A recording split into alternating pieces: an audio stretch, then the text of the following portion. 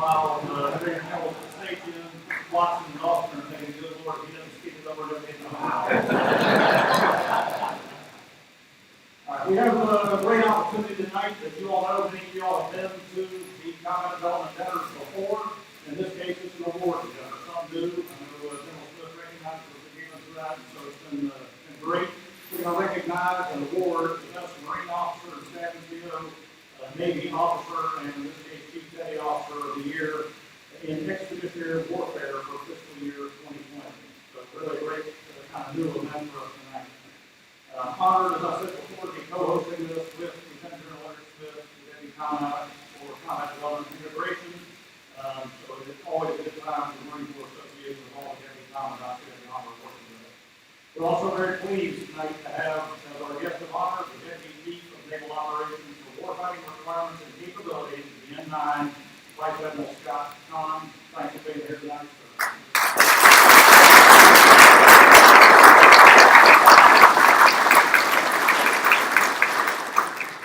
We've got a lot of distinguished guests here this evening, both active duty and retired senior leaders, really far too many for me to name for fear of missing somebody.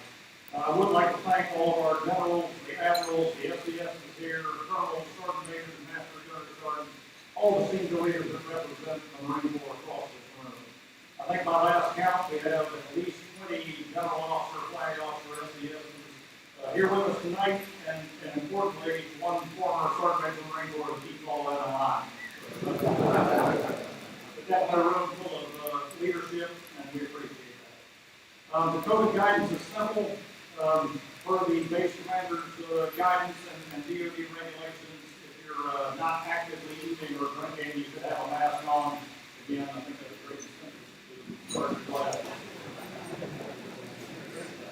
A special thanks to tonight's dinner sponsors and all our industry sponsors. We really cannot perform our vital mission of the Marine Corps Association mission without you. We rely on you for the resources that help us do the professional development of Marines, and it's really important to us every time we host one of these. I'd like to welcome a new sponsor at this dinner. They come with our sponsors for their use of this dinner, Export Solutions. They're also the sponsors for the coins that you've got in the bags there, and I think you'll agree when you look at the coin, it's a pretty fantastic coin there with the ship, growing ship design. A special welcome to our award recipients and their families also for being here. Great to have you as part of this. You are the first to receive these, so that's something special you can always carry away with you. If you would take a minute, open up your program and take a look there. You're going to see some important stuff. These are things we produce. It's really important you take a minute to look through there. Aside from seeing what you're about to have to eat for dinner, you're going to see the guest of honor biography. You're going to see the awards, the recipients. You're going to read a little bit about it. You're going to hear something about that later. It really is important.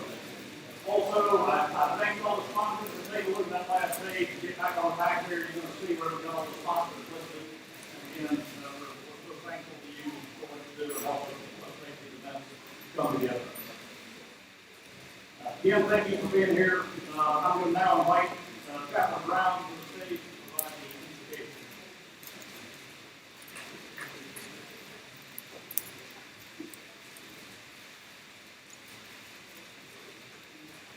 If you join me as we pray together. Gracious and loving God, you are the lighthouse who illuminates our path, the compass that guides our lives, and the anchor that sustains our souls. We begin this evening's event by asking that your presence would be here in our midst as we have collectively gathered to celebrate this 2021 Combat Development Event. We thank you for letting us share in this important occasion. And we are grateful for and congratulate those who have been selected to receive the Expeditionary Warfare Excellence Award tonight. And now, O God, I humbly ask that you would bless this program, that you would bless the food that we're about to receive, and the fellowship we will soon share, and that you would be with the families of the 11 Marines and the wood sailors who were killed today, as well as those who were wounded and their families. May all that we do tonight, Father, in this event, bring honor to you, honor to our nation, honor to those who we lost today, and honor to our Lady and Lord Virgin. All this I humbly ask in my holy and reverent name.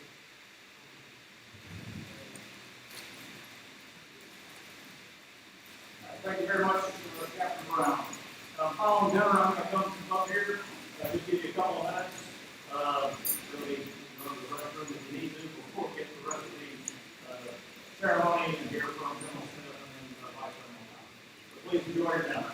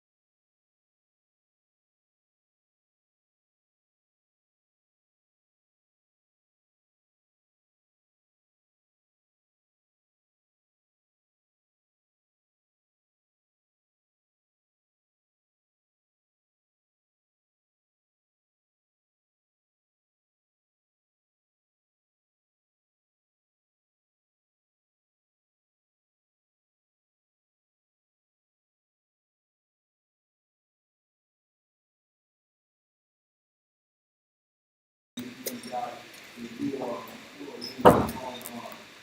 They will work for some time. They will work for the rest of the life.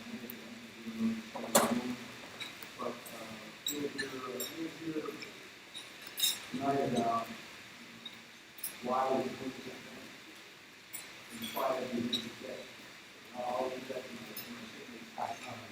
if you don't have one in the world here in this world,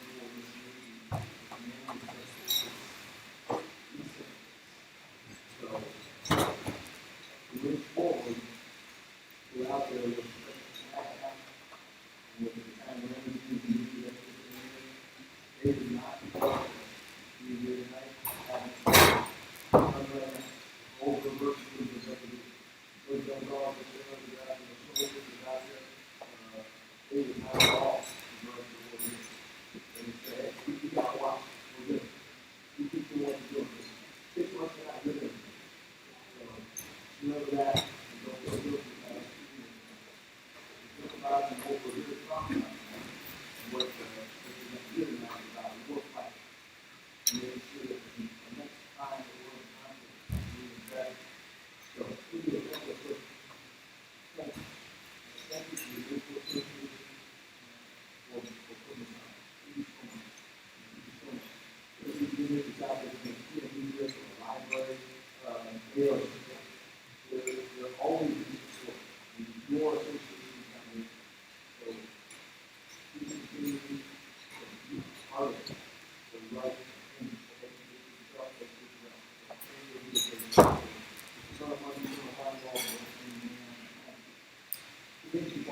thank you.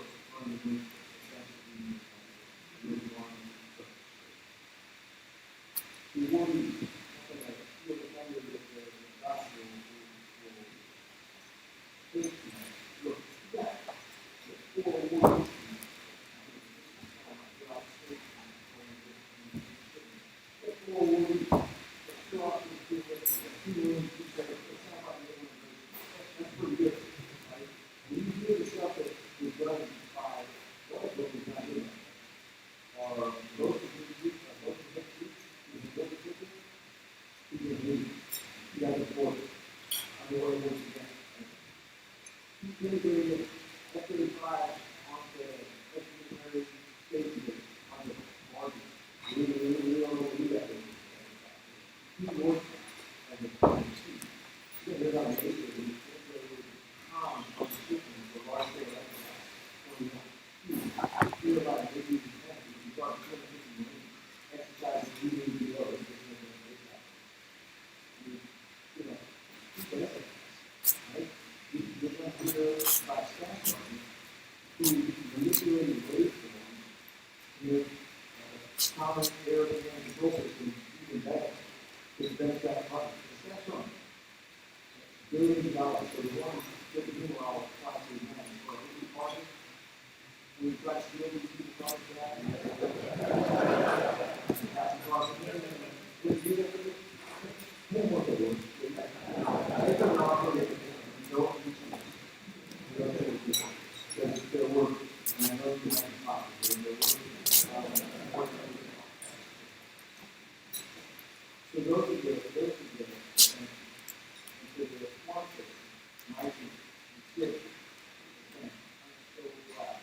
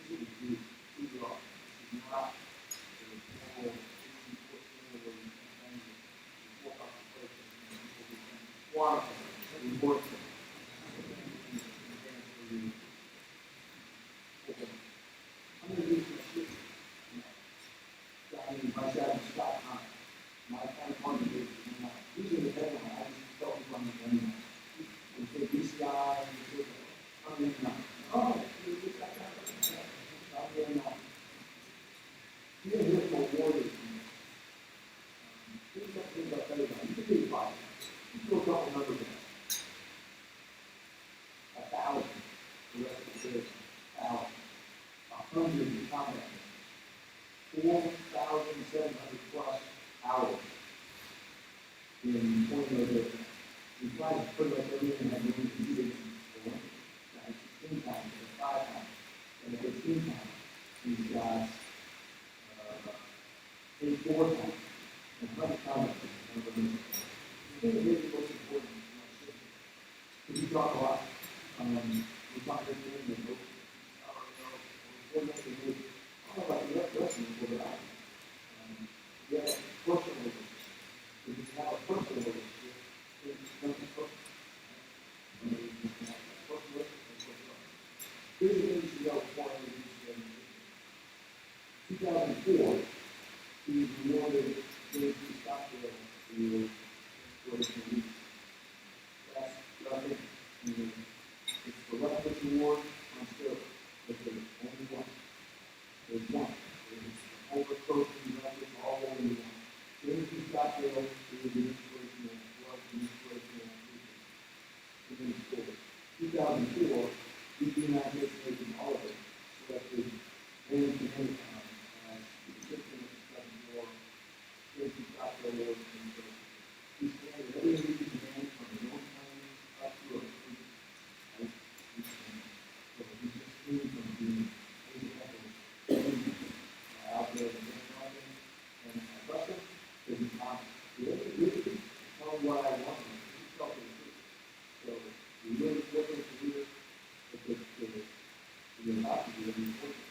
He is. And he is my partner as we go forward. I'm proud.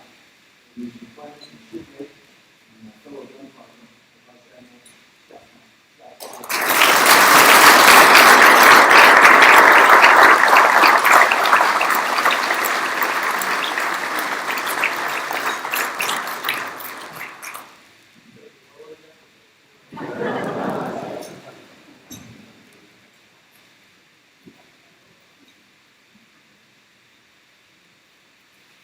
Okay, you everybody hear me okay?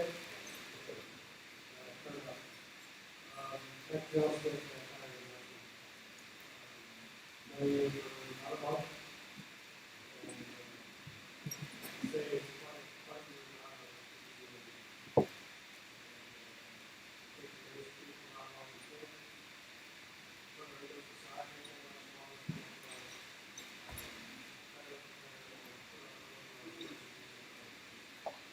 I also want to thank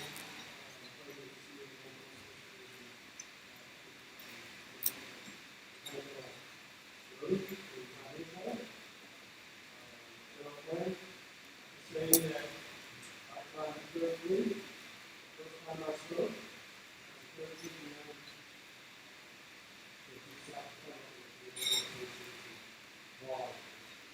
And for this guy, the first time I took the Republican,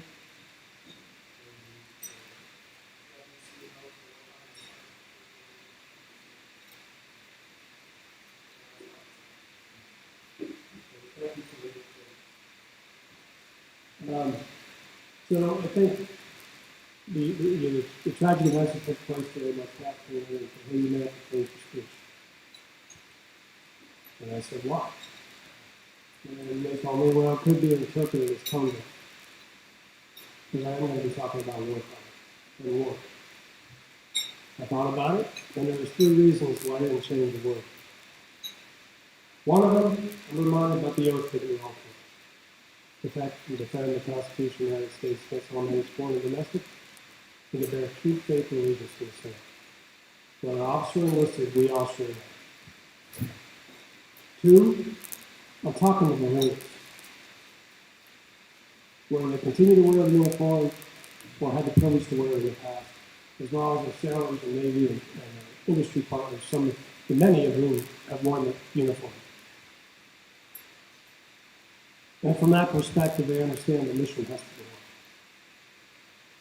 go on. And the 3rd reason why I didn't change the word, because I'm not going to let a damn terrorist group influence what I say.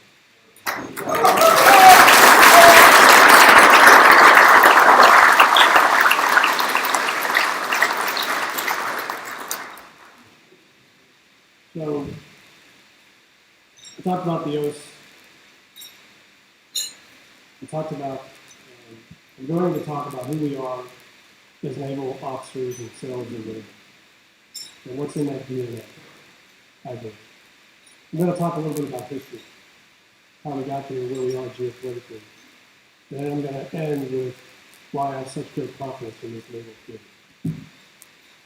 So there's three things I'd like you to take away from this evening. Please realize much of my comments are specific focus. That's where I just came from, and is the epicenter of activity connected to our nation's interests. One is we're now living in an era of strategic competition. Competition that includes the maritime environment, a competition that is global, and a competition that places the demand for naval forces at activity. Second, our Navy and Marine Corps team sales teams and flies to the sound and smell of gunfire or places. That's who we are. That's what we do. In many cases, we figure out on the way to the objective area or the area of operation.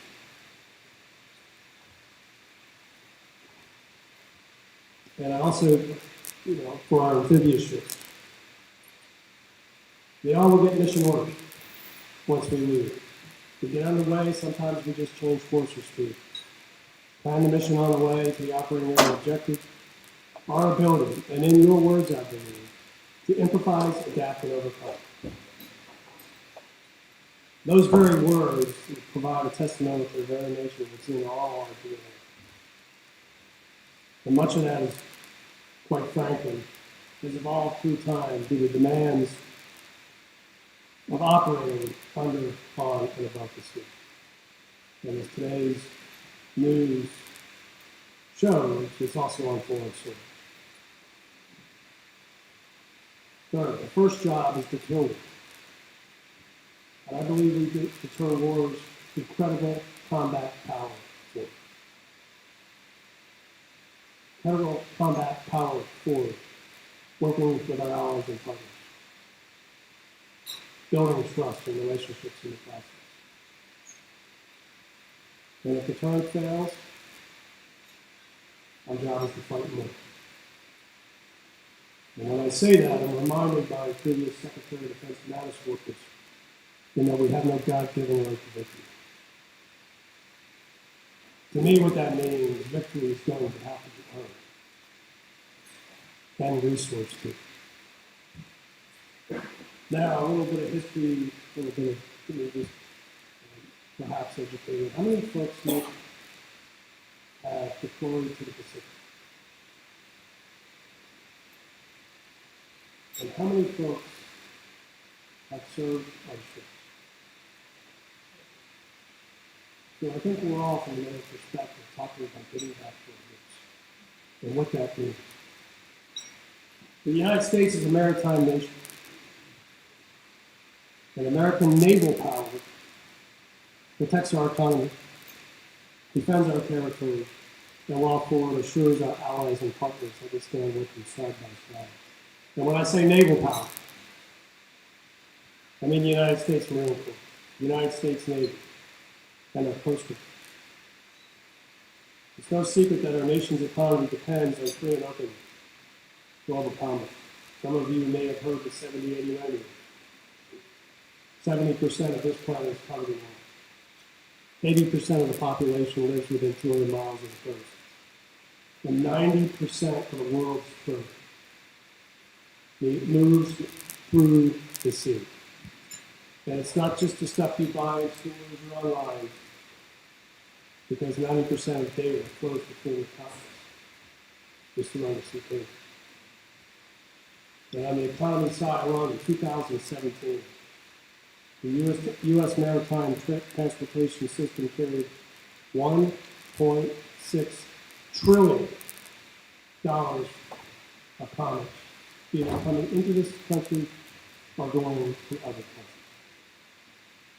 Our economy, our way of life, and the way of life for our allies, partners, and friends depend on a free and open global economy. This means nations have to have open investment environments, transparent agreements between them, protection of intellectual rights, and fair and reciprocal trade. And it's not the oceans that divide us. For a while now, the oceans were our barrier of protection. That is no longer the case. It is the oceans that tie all like-minded nations together. Now let's talk about geography. I saw the plan of how many people are deployed, operating in the Pacific, and how many folks have served on warships. But to give you a little flavor of war in the Pacific and geography, I'm going to read excerpts from Admiral Spruance's Navy Cross citation when he was the Fifth Fleet commander. You think the Fifth Fleet commander is not so common? Back then, Fifth Fleet and Third Fleet, the staffs rotated between Spruance and Hull. The ships remained the same. The command staff rotated out. But the citation reads, for extraordinary heroism as commander of Fifth Fleet, in action against the Japanese forces during the invasion and capture of Iwo Jima, Volcano Islands, Okinawa, Ryukyu, from January to May 1945. This is what I want you to listen to. Responsible for the operation of a vast and complicated organization which included more than 500,000 men of the Army, Navy, and Marine Corps, 318 combatant vessels, and 1,139 auxiliaries. The auxiliaries are oilers, troops, troop transports, connect. He directed those forces under his command with their courage and aggressiveness. Carrier units of his force penetrated waters of the Japanese homeland and inflicted severe damage upon hostile aircraft, shore installations, and ships. What pops out to me, what jumps out to me in reading that citation is the 500,000 men that were loaded aboard ships as part of the island campaign. And those 1,139 we solved the problems in World War II with pure math.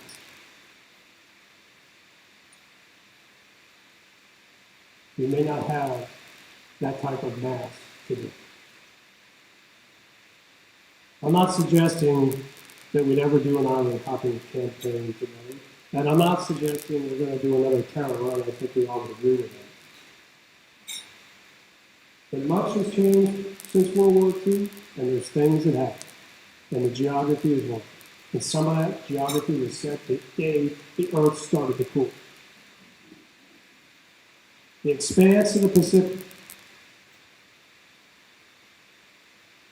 is equivalent to from Hawaii to Manila. It's like flying from New York to LA and back to New York. 2 spans of the continental United States. And that is not understood until you get out there. Those are distances that we have. Some of the logistics challenges that we have to get right. And part of that is whenever I meet with industry, and we are all on the same team. But reliability is something we have to talk about to decrease the stress and strain on that logistic type of effort in crisis. Whether preserving peace or fighting in conflict, the Pacific is predominantly a maritime-centric operation. In that expanse of the Pacific, it's not continental land wars type of effort. I believe that the Navy, that component commander to the combatant commander, is going to be the supportive commander. This is a naval fight that first we must predict. But we have to get prepared for it. If our economy and geography determine that naval power is indispensable, it's worth asking if the American public understands the value of it. And this, again, for some of our interested partners in the engagements, I may need your help. I attended a 3-4-star meeting a few years ago where we discussed surveys conducted as part of our recruiting effort, which indicated the American public does not understand why we have a Navy. I'll start with law. As stated in the Constitution, Article 1, Section 8, the Congress shall have the power to levy and collect taxes, to pay the debts, and provide for the common defense, and further more specific, to provide and maintain the Navy. It's also codified in law in Title 10, Section 5062, which states, the Navy shall be organized, trained, and equipped primarily for prompt and sustained combat incident to operations at sea. Folks, that's us. That's not the Navy. That's the Navy when they what they're doing. And I think Admiral Nimitz put it simply when he said the function of the Navy is to carry the fight to the enemy, so wars will not have to be fought at home. Anybody want to dispute that? I think that's still valid today. In sum, what happens on the water and under and over the ocean impacts our economy, our national security, and our way of life. This understanding is clearly stated in the guidance from our leadership. In December 2020, Conn, the CNO, and Admiral Schultz signed our Tri-Service Maritime Strategy to provide direction for our naval services in response to the growing threat. As our competitors grow in economic and military strength, increase their aggressiveness, and demonstrate intent to dominate the regional waters, the naval service, quote, must act with urgency, clarity, and vision to take bold steps to reverse these threats. Now, I discussed strategic competition earlier, but let me briefly share with some context here. From the end of World War II to around 1991, we lived in a bipolar world dominated by strategic competition between the United States and the former Soviet Union. I would be willing to bet that some of us in this room, perhaps with gray hair, grew up in this state of affairs and have memories of the Cold War. The Soviet threat drove our thinking during the early years of some of our careers, and maybe other folks in the industry remember those times as well. As we all know, things changed around 1991, the end of the Cold War, brought about a historic anomaly where the United States was the sole superpower. Today, the anomaly of a sole superpower is closing at a rapid pace. For the past 30 years, the United States military was regularly engaged in combat operations. Not long after the fall of the Berlin Wall, our sailors, our Marines, soldiers and airmen found themselves in Iraq, Afghanistan, and many more. Later in the last decade, the 20th century, we found ourselves engaged in conflict in the former Yugoslavia. And as we know, this year was the 20th anniversary since the attack on our nation, including the Pentagon. Needless to say, all the services were fighting landed, and we still are, doing exactly what our nation needed us to do. And for those of you who are boots on the ground in Iraq and Afghanistan, and to those that are in Afghanistan today, all I can say is thank you.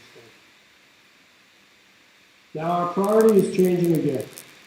While the United States remains a superpower with enormous capability across all levers of power, China has quietly grown in capability and capacity. Competition at sea and in the littoral is now part of day-to-day activity. Strategic competition in the 21st century is a contested environment where we must work with our allies and partners to preserve the rules-based order while continuing to build relationships and trust between us. We solved the problem in World War II with math. We are going to have to think, act, and operate differently. And I think some of that may be represented by the people we're going to give orders and so awards for. I'm a firm believer from young minds can fresh ideas as long as older men and women are willing to listen. Bring out those good ideas. I challenge you to do that. Given the nature of long-term strategic competition and the importance of naval power, we are building a naval force based on how we expect to fight, informed by rigorous working, analysis, and experimentation, and balanced across the elements of readiness, capability, and capacity. When I read the CNO's navigation plan, the Commandant's planning guidance, our direction shares common themes.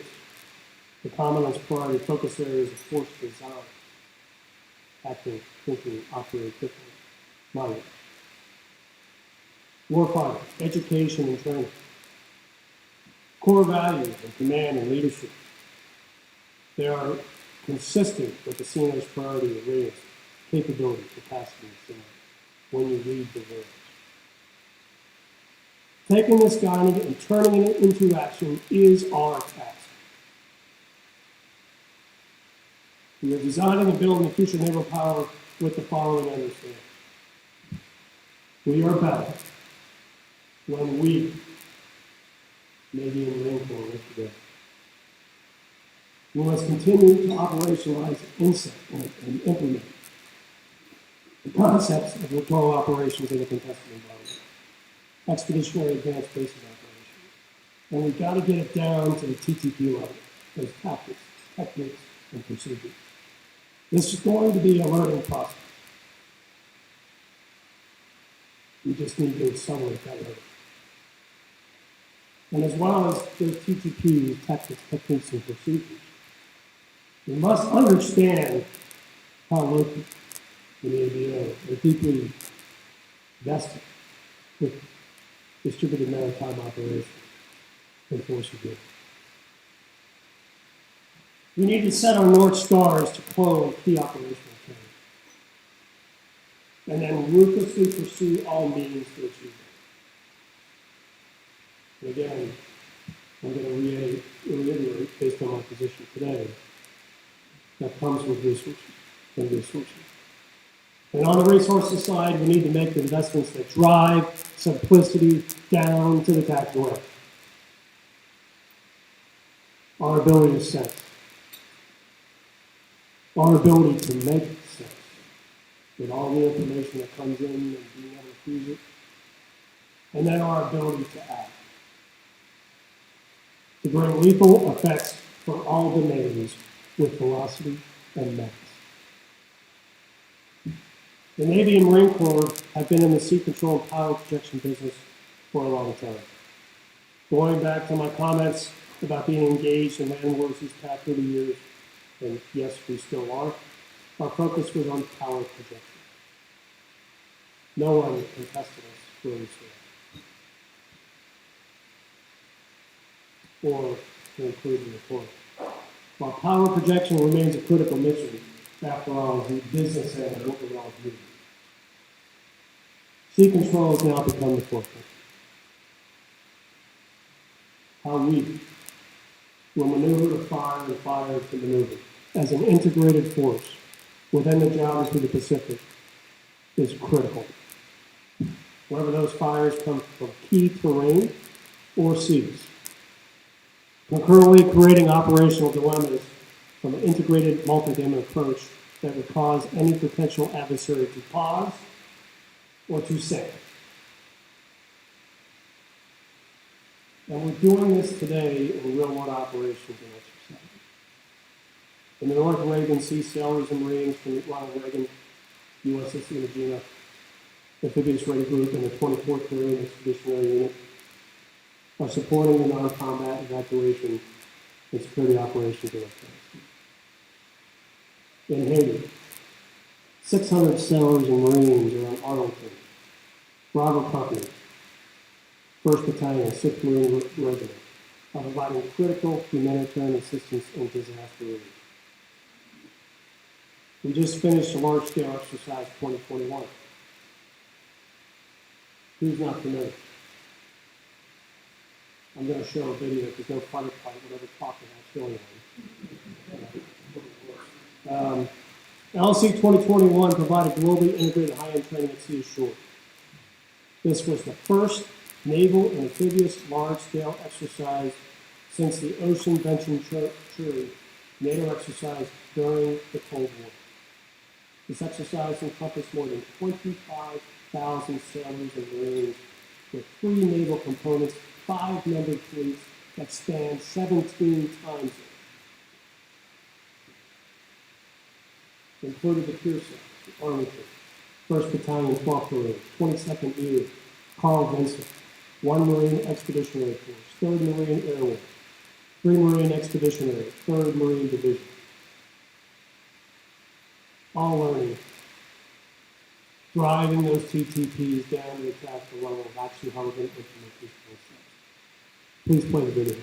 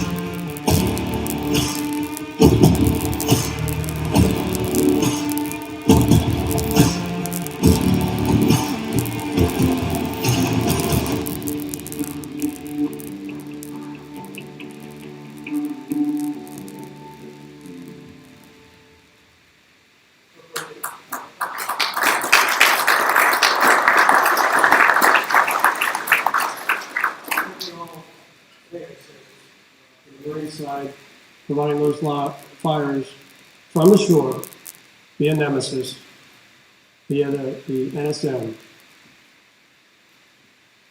That was just demonstrated. We're not talking. This is not PowerPoint. There is work to do. We just need to stick our nose in and continue to drill. Okay, in May we conducted Northern Edge 2021, up in Alaska.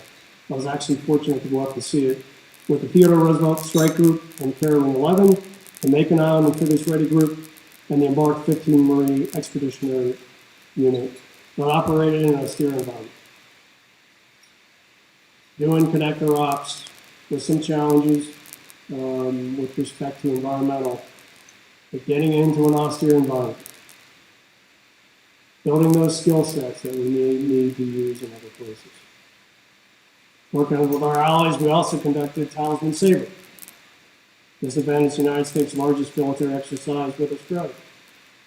This is about the building relationships and trust with our allies, partners, and friends. The exercise featured multi-domain warfare scenarios that replicate current and future global security challenges. Participating was ESG-7 and the 31st view off of USS America. Does that mean I'm done? Keep going. In addition to my previous time as commander of 3rd Fleet, I had the privilege of working hand in glove with 1st Lieutenant General Osterman and then Lieutenant General Heckler to integrate 1MEF and 3rd Fleet in order to advance naval integration. Taking the guidance we got from the Commandant and CNO and trying to make it real. What are some of the things we did? Daily operations now reflect routine staff interoperability and support of all aspects of fleet operations. Over and under the sea and off the Southern California coast. We've made significant investments in San Clemente, making a more realistic and relevant training environment for our Marines that have gone ashore. We expanded live virtual instructor training across all phases of our amphibious warfare training, making it more realistic, more similar to a carrier, placing higher demands, setting alerts, doing DCA, those type of things that have gone stale over the years. Bringing that back to the forefront, because quite frankly, that's what we're going to need them to do. Directed CONOPS developed for emerging capabilities to improve ARG-me lethality and survivability by integrating our kinetic and non-kinetic attack. In which the Marine Corps got some pretty interesting and effective options that we need to equip with. F-35B implementation and deployment. Participated in studies for future connectors and logistic vessels. Conducted expeditionary racing operations concurrent with other exercises. I mentioned Alaska, San Clemente Island, Camp Pendleton, Yuma, and Fallon. In other words, the fleet and Fleet Marine Force are operationalizing these concepts as part of our existing training plans and exercises, as well as during war games, experiments, and various route crews. And again, as we do it, we're learning more about each other, getting back to our roots, developing those TTPs and the things that we must do. Some of these things are not, hey, we can do this. We must be able to do these things when you look at the geography. When you look at the capabilities that we can bring to bear. And how the Marine Corps is a force multiplier for us in terms of establishing sea control. To be clear, there is much more work for you and us to do. In conclusion, and to wrap this up, I would like to talk about one of the domains that people often take for granted. When folks talk about domains, we hear words of space, air, surface, subsurface, cyber, sometimes information. What's missing in these discussions is the human domain that play in all of them. And it's the human domain, I believe, that is our asymmetric advantage. Represented by, I think, some of the wordies that are going to be out here in a little bit as soon as I stop talking. That asymmetric advantage that I truly believe we hold, we need to protect. We need to ensure that we don't lose that asymmetric advantage. Now, all of the service have names of people with deep meaning to the men and women who stand to watch today. Some of those names for this audience may be Lieutenant General Chester Cole, maybe Major General Smedley Butler, one of the few people to get 2 Medal of Honor, or Corporal Dakota Lewis Meyer. But please, if you want to take the clap, please do.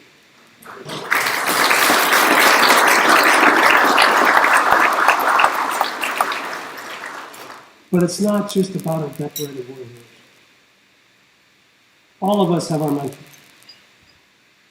People who have trained us, the people who have shaped us, the men and women who have set the very example of what we all aspire to be as warriors. You know who they are for you. Probably the first one I ever met was Staff Sergeant Gerhardt, United States Marine Corps, my drill instructor, when I went through AOC. Those were not fond memories. But they were indelible. And I think many of you would probably say the same about your drill instructors, but I won't speak for you. My point here is we all stand on the shoulders of giants who came before us, measured in either generations, decades, or perhaps a few years. When you stand on their shoulders, stand tall. I believe each of you, the Navy and Marine Corps team, are part of the most combat experienced, innovative, well-trained, and combat credible naval forces in the world. Is there things we need to prove on? Yes. But we cannot get complacent. I think back to Secretary Mattis's discussion of words, we have no God-given right to victory. And that also includes investments to drive simplicity down to the back row. That's where the industry needs to come in. And when we talk with industry, we have to put intellectual honesty up front and leave the programs and egos at the door. With the flat budgets that we have and the pressures that we're under and those things that we must do, we need to work together. and I'm confident that we will. Know this. I've had the privilege to serve for 37 years and wearing the cloth of our nation. And one of the constants I observed during that time is that individuals and organizations are either getting better or they're getting worse. They never stay the same. I also believe individuals and organizations continue to get better by safely working outside their comfort zone. That's one of the things that I've done throughout my career, is to take people outside their comfort zone. If you want to get there. And the first person I try to take it outside the comfort zone is the man I see in the mirror every day. Just words from wisdom for an old guy with career. Our sailors in the fleet and the Marines presented by many of you here today represent the permanent naval force in the world. The energy, focus, and drive that I see in our sailors and Marines every time I get to talk with them gives me energy to fight for the things that they need. And quite frankly, it's those type of fights that we need to do to be able to provide the next generation what I was afforded during the Cold War. The ability to fight and win. So in closing, again, thank you very much for the opportunity to come down here today. It is truly a privilege. And every time when I'm meeting with industry, and I hope to talk to some youngsters here to give me energy before I drive back to the Pentagon. Please, thank you very much.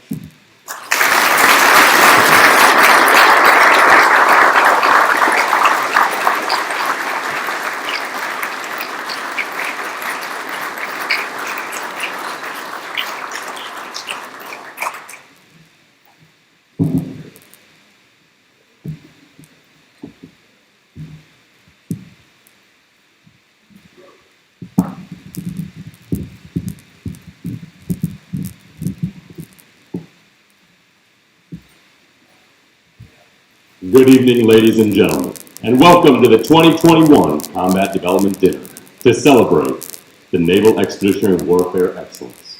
I am Major Joshua Benson, and I will be the narrator for the awards portion of the evening.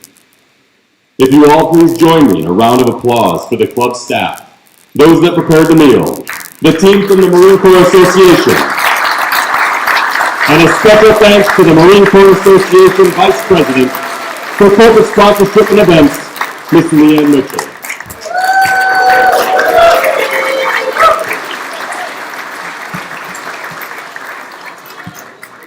Thank you all very much. Tonight's ceremony will be special as we honor the top Naval Expeditionary Warfighters for their leadership and accomplishments in 2020. At this time, if I could get Lieutenant General Smith and Vice Admiral Conn to come to center stage, please.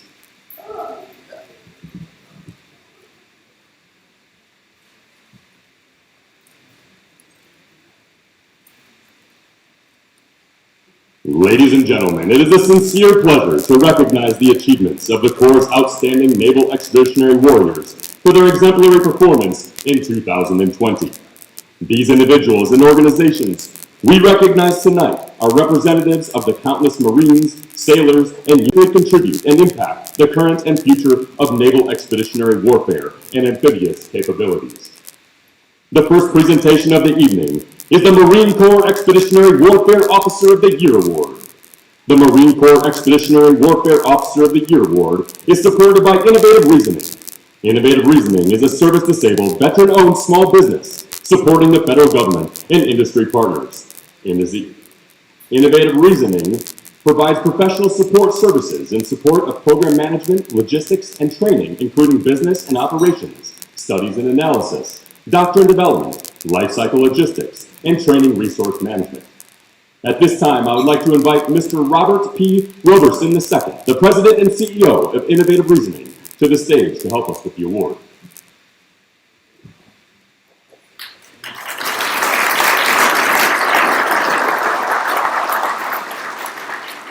The Marine Corps Expeditionary Warfare Officer of the Year Award recipient is Major Brian A. Kerg, U.S. Fleet Forces Command. Major Kerg is recognized for the following achievements. Major Kerg, please come up. We got to read this with you up here.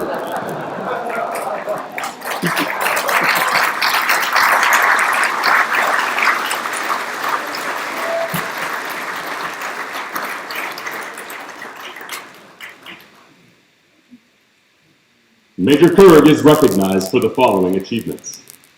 As the C5I Working Group Lead for Large-Scale Exercise 2021, Major Kurg was personally responsible for all C5I exercise design and planning efforts for a Chief of Naval Operations directed exercise that developed critical naval warfighting concepts. Additionally, his work with fleet experimentation culminated in the approval by the Naval Research Program to fund the development of signature management for expeditionary advanced-based operations, directly contributing to the ability of the Naval Expeditionary Forces to communicate within the adversary's weapon engagement zone. Finally, his prolific writing on topics of expeditionary warfighting has directly impacted and positively developed the doctrine and training required for the advancement of expeditionary warfare. Major Kurg's superior leadership, resourcefulness, initiative, and commitment to naval excellence reflected great credit upon him and were in keeping with the highest traditions of the United States Naval Service. Ladies and gentlemen, please join me in a round of applause for Major Kurg.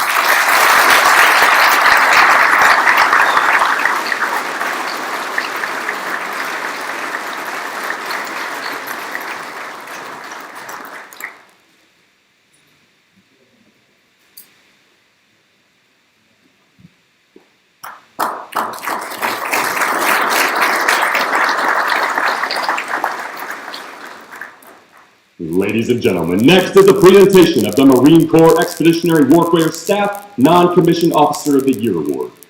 The Marine Corps Expeditionary Warfare Staff Non-Commissioned Officer of the Year Award is supported by First Command.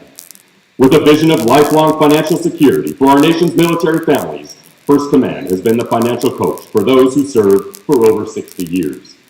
At this time, I would like to invite Sergeant Major Ronald L. Green, United States Marine Corps retired, Military Advisory Board Member for First Command.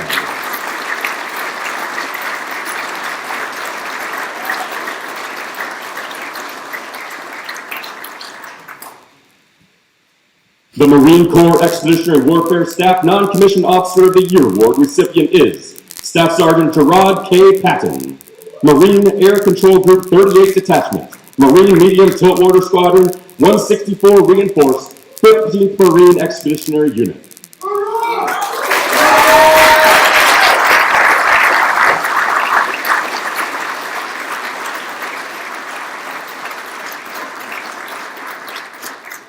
Staff Sergeant Patton is recognized for the following achievements. Staff Sergeant Patton's tremendous knowledge and initiative, spirit were paramount in the successful development and demonstration of 4 digital fighter threads and the successful prosecution of more than 100 consecutive kills. The digital fighter threads he developed provided vital progress in the pursuit of supporting sea denial operations in support of emerging expeditionary advanced-based operations. Furthermore, Staff Sergeant Patton installed and operated a Link 16 terminal on the USS Macon Island, enabling the successful transmission and reception of countless messages and images between aircraft and the Landing Force Operations Center. Staff Sergeant Patton's superior leadership, resourcefulness, initiative, and commitment to naval excellence reflected great credit upon him and were in keeping with the highest traditions of the United States Naval Service.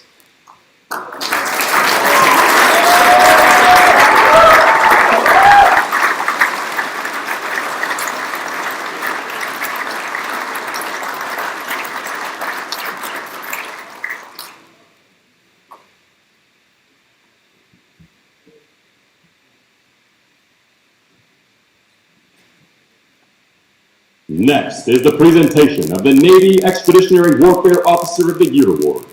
This award is supported by LMI. LMI is a consultancy dedicated to powering a future-ready, high-performing government. LMI delivers integrated capabilities that incorporate emerging technologies and are tailored to customers' unique mission needs, backed by objective research and data analysis. At this time, I would like to invite Mr. Doug Wagoner, CEO of LMI, to the stage.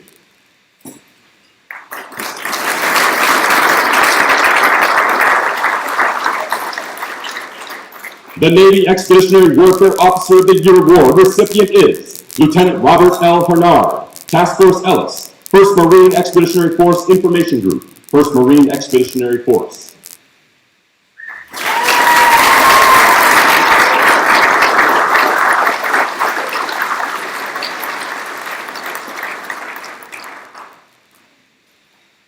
Lieutenant Harned is recognized for the following achievements. Lieutenant Harned distinguished himself as an innovator, a leader, and team player. Lieutenant Harned was at the forefront in developing tactics, techniques, and procedures to ensure the successful deployment for a first-of-its-kind task force embarked on a single amphibious ship, the USS Comstock. Lieutenant Harned oversaw all employment and integration activities while always delivering extraordinary results. Leveraging every available opportunity, Lieutenant Harned delivered tangible concepts to advance the use of Link 16 in support of expeditionary advanced bases and the integration of U.S. Navy Mark 6 patrol boats during amphibious operations. These initiatives are true testaments to his drive towards improving the Navy and Marine Corps expeditionary team.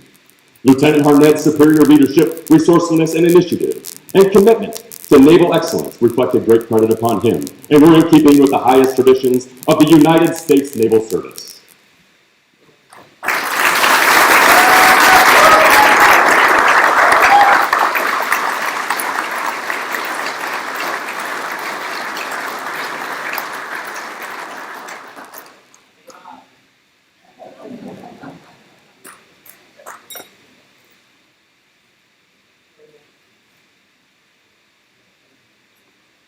Next is the presentation of the Navy Expeditionary Warfare Enlisted Sailor of the Year Award.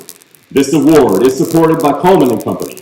Conn & Company was founded in 1986 and has been at the forefront of acquisition, program analysis, logistics, business, and process improvement, support services for federal and commercial clients ever since. At this time, I would like to invite Master Gunnery Sergeant John M. Hernandez, United States Marine Corps retired, Director of Logistics and Training, to the stage to help us present this award.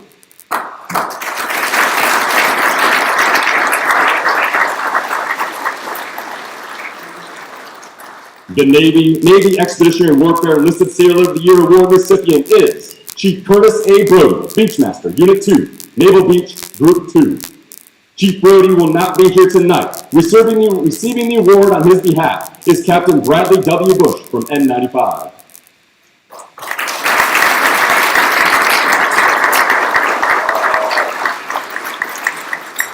Chief Brody is recognized for the following achievements. Chief Brody's sustained contributions were critical to the continuous operational success of Beachmaster Unit 2. His expertise and innovative thinking ensured the safe and successful recovery of a downed helicopter on Tangier Island. His in-depth knowledge of expeditionary and amphibious operations, advanced concept of the new sea legs, and joint capability vertical takeoff and landing, paving the way for safer and more effective beach operations. The pinnacle accomplishment for a Beachmaster, he conducted 3 overseas beach surveys in Gdańsk, Poland, and Ventspils, Latvia, to safeguard Baltic Operations 2020 for Baltic Baton Amphibious Ready Group. Chief Brody's superior leadership, resourcefulness, initiative, and commitment to naval excellence reflected great credit upon him and were in keeping in the highest traditions of the United States Naval Service.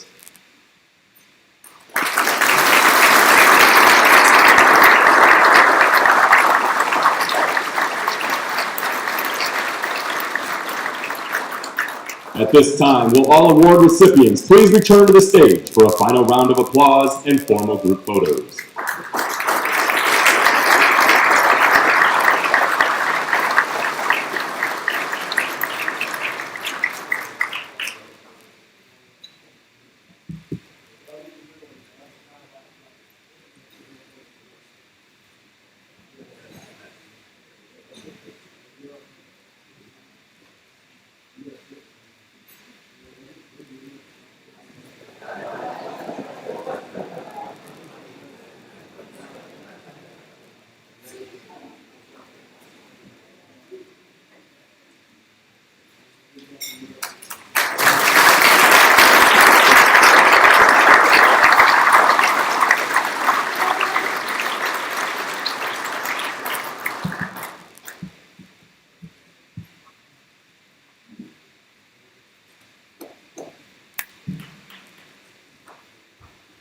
All right, what a great evening here. Let's have one more round of applause for all the award winners.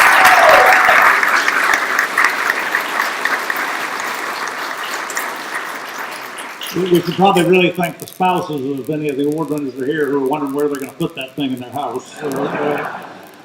I know from a lot of my stuff that's in boxes still in the garage. Hey, let me wrap up real quick.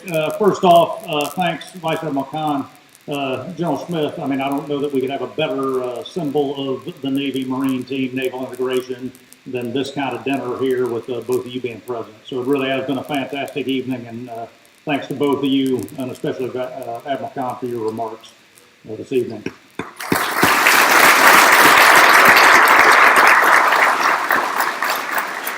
As General Smith mentioned, this is always a fun one we do. A lot of these are up in the DC area. I live south of here. I especially appreciate this one for the travel time, but it is just good to be at Quantico and do an event and be here with the CD&I team, most of whom in this room probably still have my name, face on a bulletin board somewhere where they're throwing darts at it every day from my time there in the Death Star. So just thanks again for being here tonight, everybody that came out.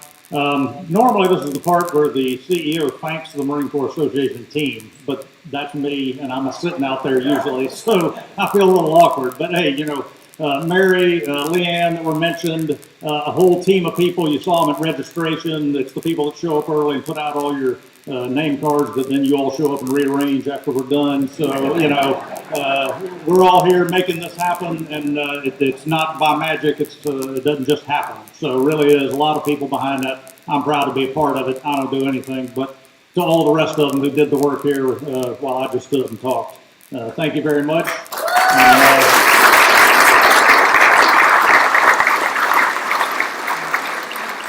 Thanks also to the club staff that did a great job. I think this is probably the second largest event, and we were also the hosts of the largest when General Mattis was here for our last combat development dinner. So they do a great job for all of us. A round of applause for the club staff as well.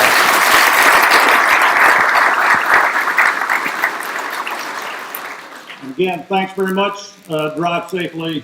God bless our Marines and sailors out there where they are.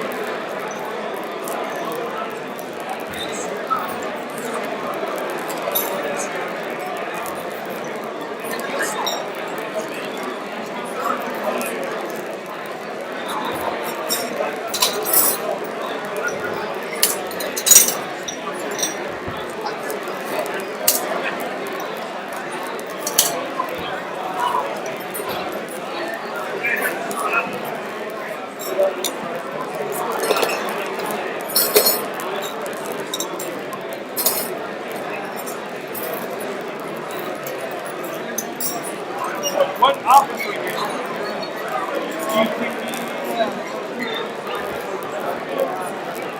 couldn't see Judge Justin height. I was in the view, and then I looked up. He was so tall, so out of the viewfinder. I'll go get the right.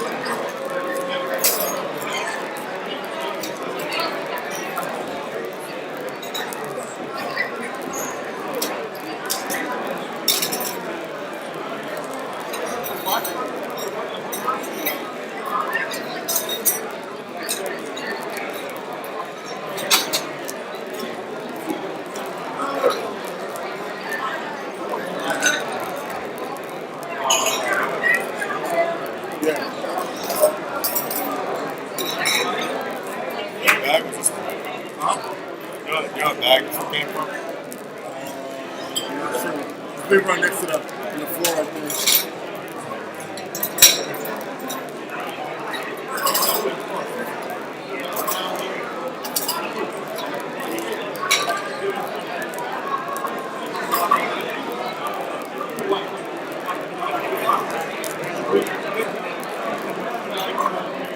Yeah, well, not bad.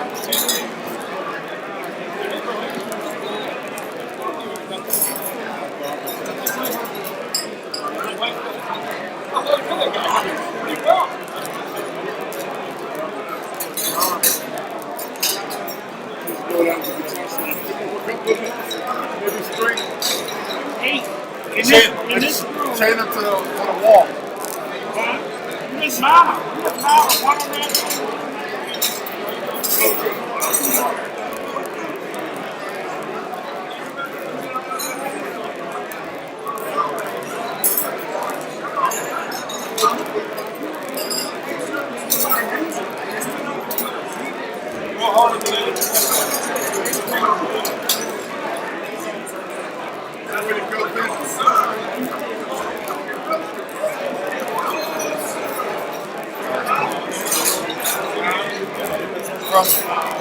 In that. Oh, no, it's in there. Pull out the you probably I would think.